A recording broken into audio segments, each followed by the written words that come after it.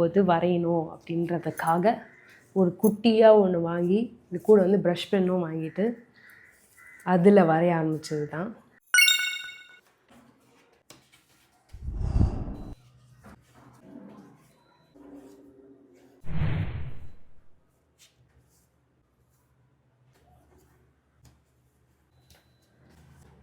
எப்போல்லாம் டைம் கிடைக்குதோ, எப்போல்லாம் எனக்கு வரையணும்னு தோணுதோ, சந்தோஷமாக இருக்கணும் இல்லை சோகமாக இருக்கணும், எதுவாக இருந்தாலுமே வந்து டக்குன்னு இதில் வந்து எதனா ஒன்று வரைய ஆரம்பிச்சிடுவேன். சில சமயம் சூப்பராக வரும், சில சமயம் நல்லா வராது.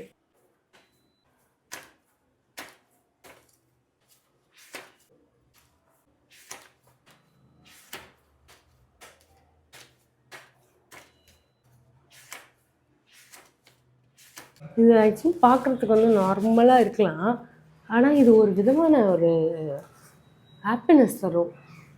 அந்த ஸ்ட்ரோக்லேருந்து இந்த ப்ராப்பரான டேர்ம்லாம் எனக்கு தெரியாது.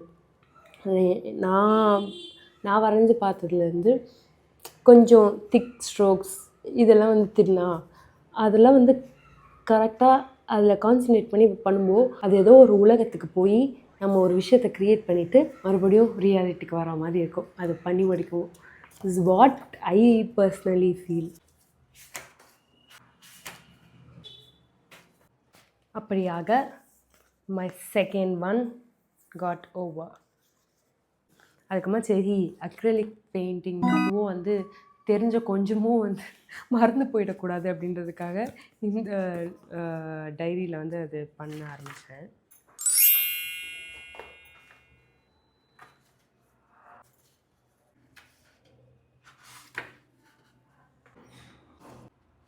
இதுவுமே அந்த பிளெண்டிங்லாம் பர்ஃபெக்டாக வந்துடுச்சுன்னா அது வரைக்கும் கொஞ்சம் ஸ்ட்ரெஸ்ஃபுல்லாக இருக்கும். ஐயோ இது வருமா வராதா வருமா வராதா வருமா வராதா அந்த மாதிரி ஒரு போராட்டத்துலேயே வந்து அப்புறம் திடீர்னு பார்த்தா அது நல்லா ஆகிட்ட மாதிரி இருக்கும். இதுலேருந்து என்ன கற்றுக்க முடியும்னா நமக்கு என்ன வருமோ அதை பண்ணிக்கிட்டே இருக்கணும். அது ஏதோ ஒரு விதத்தில் வந்து கடவுள் வந்து அதை நல்லா ஆக்கிடுவார் அப்படின்ற மாதிரி நானே நினச்சிப்பேன். இதெல்லாம் வந்து கலர் பென்சிலில் வரைஞ்சது.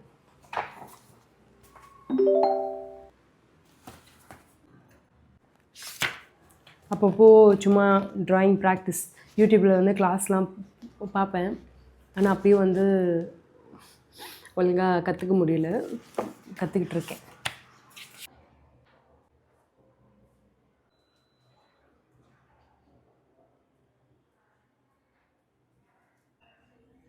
அவ்வளவுதான்.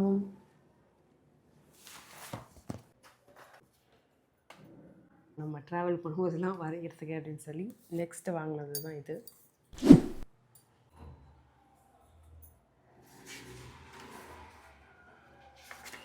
இந்த டைரியில் வந்து இந்த வாட்டி ஆரம்பிக்கும் போது பிளாக் மட்டும் இல்லாமல் கொஞ்சம் அங்கங்கே கலர்ஸ் யூஸ் பண்ணலாம்னு சொல்லி அங்கங்கே யூஸ் பண்ணது.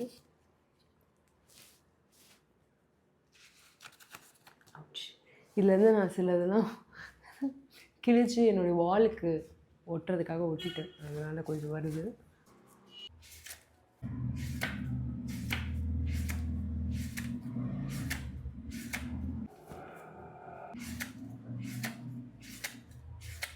இதில் நான் சொதப்பினது மட்டும்தான் இருக்கும் நேச்சராக. கொஞ்சம் நல்லா இருந்தது.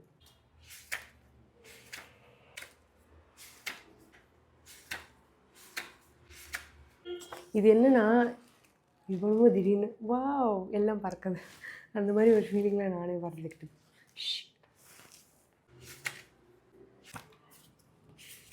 சும்மா பல்ஸ்.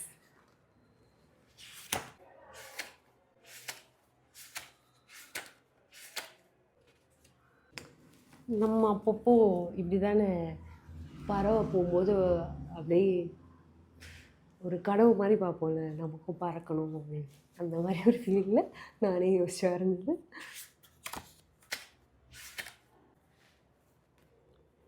சேம். இங்கே ஒருத்தவங்க தனியாக உட்காந்துட்ருக்காங்க, அதே மாதிரி இந்த பக்கம் அங்கே ஒரு டாக் தனியாக உட்காந்துட்ருக்கு. They both have stories. அந்த மாதிரி ஃபீல் ஆகும் எனக்கு. உங்களுக்கே புரியும்னு நினைக்கிறேன்.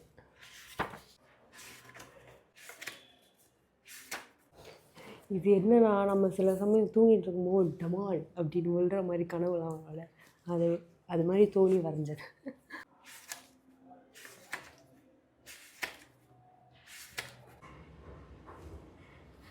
ஆக்சுவலி வரையும்போது என்ன தோணுச்சுன்னா, இந்த பக்கத்தை தான் ஃபஸ்ட்டு வரைஞ்சேன் எனக்கு. அதுக்கப்புறமா இந்த மீன் வரையலாம் அப்படின்னு சொல்லி வரைஞ்சேன். அந்த ஒரு அண்டர் வாட்டரில் இருக்கும்போது அந்த ஒரு சஃபஸ்டிகேட்டிங்கான ஒரு என்ன ஏதோ மூச்சு அடைக்கிற மாதிரி ஒரு ஃபீலிங் இருக்கும்ல, அந்த மாதிரி தான் 2 பேரும் அப்படின்ற மாதிரி ஒரு தாட்டில் வரைஞ்சது. இவ தண்ணிக்குள்ளே இல்லை, வெளியில் தான் இருக்கா. பட் ஸ்டில் ஏதோ ஒன்று வந்து அவளுக்கு அந்த மாதிரி ஒரு ஃபீலிங் கொடுக்குது. இந்த மீன் உடைய அந்த ஒரு ப்ரீத்திங் ஏதோ, அதை நான் ஒழுங்காக சொல்கிறேனான்னு தெரியல, ஆனால் என் மைண்டில் அது ஒன்று இருக்குது. அது உங்களுக்கு புரியுதான்னு தெரியல, நான் அதை புரிகிற மாதிரி சொல்கிறேனானும் தெரியல. பூ வாடி இருந்தாலும் அழகு. இந்த மனுஷன் வந்து அவரும் வந்து கொஞ்சம் வயசாகி போயிருந்தாலும் அவருடைய சிரிப்பு வந்து அழகு அப்படின்ற மாதிரி ஒரு தாட்.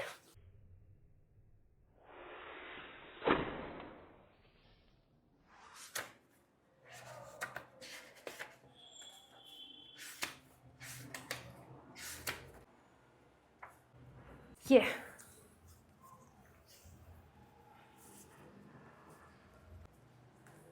அப்போ வந்து அந்த ப்ரஷ் பென் கலர்ஸ் வந்து கிடச்சதுனால சரி கொஞ்ச நாள் வந்து நம்ம கலர்ஸில் வந்து வரையலாம் அப்படின்னு சொல்லி இந்த டைரி ஸ்டார்ட் பண்ணுவேன். ஸ்டார்டிங் ரொம்ப சொதப்பலாக தான் போச்சு, ரொம்பவே கெடுத்துட்டேன். அப்போ யோசிச்சேன், ஐயையோ இது வராது போல் ஒழுங்கா அப்படின்ற மாதிரி. அது மாதிரி சில ஃபீச்சர்ஸு இதெல்லாம் வந்து தனித்தனியாக ப்ராக்டிஸ் பண்ணலாம் அப்படின்னு சொல்லி அப்படி போயிட்டுருந்தேன். அப்புறமா சரி மறுபடியும் ட்ரை பண்ணுவோம் அப்படின்னு சொல்லி அதுக்கப்புறமா ஆரம்பித்தேன்.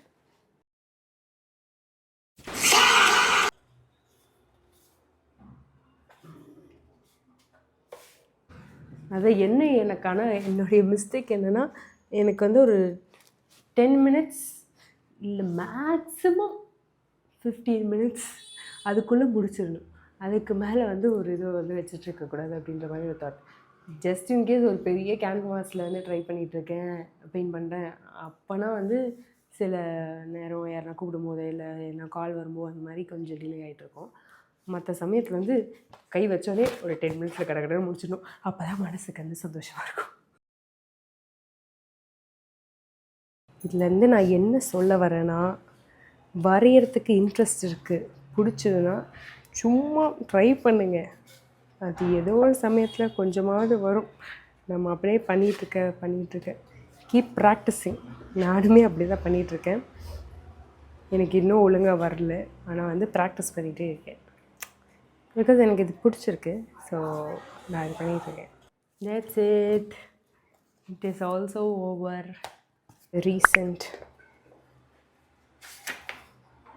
நான் ஸ்டார்ட் பண்ணிட்டேன். அப்புறம் எப்போல்லாம் எனக்கு டைம் கிடைக்குதோ இது மாதிரி ப்ராக்டிஸ் பண்ணிகிட்டே இருக்கேன்.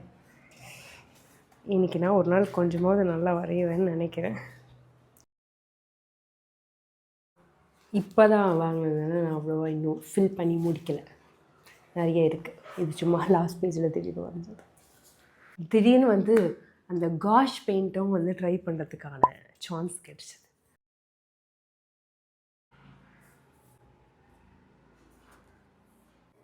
என்னென்னா அப்பப்போ எல்லாத்தையுமே வந்து கொஞ்சம் கொஞ்சம் ட்ரை பண்ணிடணும், இல்லைனா வந்து அது தெரிஞ்ச ப்ராக்டிஸ் பண்ண கொஞ்சம் இன்னும் வந்து மறந்துட போகுது, இல்லை தெரியாமல் போயிட போகுது அப்படின்றதுக்காக இது வந்து மறுபடியும் அக்ரிலிக்கில் வந்து ஸ்டார்ட் பண்ணது.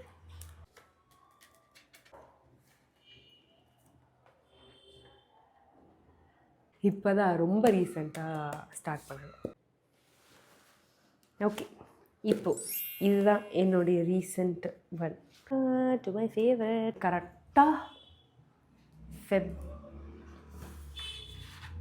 ஒரு சண்டே சர்ச் போயிட்டு ரிட்டர்ன் ஆகிட்டுருக்கும்போது சரி கொஞ்ச நேரத்துக்கு வந்து நம்ம இன்ஸ்டாலாம் யூஸ் பண்ண வேணாம், சோஷியல் மீடியா எதுவும் யூஸ் பண்ணாமல் கொஞ்ச நேரம் வீட்டுக்கு போகிற வரைக்கும் யூஸ் பண்ணாமல் இருக்கலாம் அப்படின்னு சொல்லி உட்காந்துட்டு இருந்தேன். அப்போ வந்து என்னென்னா நம்ம எவ்வளோ நம்ம மைண்ட் வந்து இதுலேயே இருக்குது, சுற்றி கூட பார்க்க மாட்டோம் அப்படின்றது அப்புறமா தான் எனக்கு புரியுது. நான் சும்மா பார்க்குறேன், ஒருத்தவங்க வந்து வாக்கிங் ஸ்டிக்கை வச்சு நடந்துட்டு இருந்தாங்க. இன்னொருத்தர் வந்து ஒரு நிறைய லக்கேஜ்லாம் வச்சுட்டு அவர் பாட்டுக்கு போயிட்டுருந்தார். இது எல்லாத்தையுமே அப்படியே வரைஞ்சது. வாக்கிங் ஸ்டிக் வச்சுட்டு ஒருத்தவங்க நடந்து போயிட்டுருந்தாங்க. நிறைய லக்கேஜ் வச்சுட்டு ஒருத்தர் போயிட்டுருந்தார். இன்னொருத்தவங்களும் ஏதோ ஒரு பையை எடுத்துகிட்டு போயிட்டுருந்தாங்க. இது வெறும் காலில் கடகடன்னு நடந்து போயிட்டுருந்தார். இன்னொரு குட்டி பொண்ணு வந்து அவங்க அப்பாவை வந்து டைட்டாக பிடிச்சிட்டு பைக்கில் போயிட்டுருந்தா. இன்னொரு பொண்ணு வந்து அவளே பயங்கர ஃபாஸ்ட்டாக ஒரு சைக்கிளை வந்து ஓட்டிகிட்டு போயிட்டுருந்தா. அப்போ தான் எனக்கு தோணுச்சு, நம்ம எல்லாருமே வந்து ஏதோ ஒரு வகையில் we are moving, life has to move ஆனுன்னு சொல்லுவாங்க. அந்த மாதிரி தான் எனக்கு என்னென்னா நம்ம நிறைய சுமைகளில் வந்து வச்சுக்கிட்டு தான் வந்து போயிட்டுருக்கோம். சிலது வந்து கண்ணுக்கு தெரிகிற மாதிரி விசிபிளாக இருக்குது, சிலது வந்து மறைஞ்சிருக்கு நம்ம மண்டைக்குள்ளே. சில சமயம் நமக்கு யாருனா இருக்காங்க பிடிச்சிக்கிறதுக்கு, ஓகே இவங்க இருக்காங்க, இவங்க பிடிச்சிக்கலாம் போகலாம் அப்படின்னு. சில சமயம் நம்மளே தான் வந்து ட்ரை பண்ணணும், யார் இருக்காங்களோ இல்லையோ, யார் ஹெல்ப் பண்ணுறாங்களோ இல்லையோ, நம்ம பாட்டு அந்த பொண்ணு எப்படி சைக்கிள் ஓட்டிகிட்டு கடன்னு போயிட்டு இருந்தாலும் அந்த மாதிரி நம்மளை புஷ் பண்ணி போயிட்டுருக்கோம். அப்படியே பெனில் வரைஞ்சிட்டு கலர் பென்சிலில் ஸ்கெட்ச் பண்ணேன். அதான் எனக்கு தோணின ஒரு விஷயம் வந்து, keep going no matter what, keep going.